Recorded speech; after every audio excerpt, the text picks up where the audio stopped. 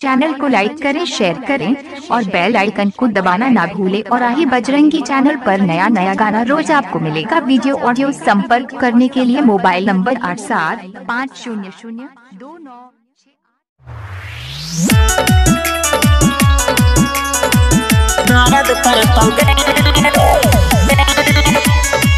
सुहाग वाला रातिया में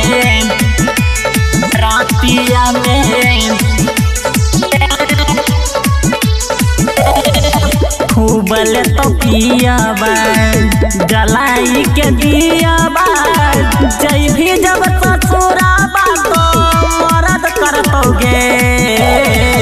खूबल तो पिया बा जलाई के दिया बा जय भी जब ससुरा बा तो मरद करतोगे। मांग रहियो तोरा से सुना है गे छौरिया सुहाग वाला रतिया में दर्द करतोगे। मांग रहियो तोरा से सुना है गे छौरिया सुहाग वाला रतिया में दर्द करतोगे।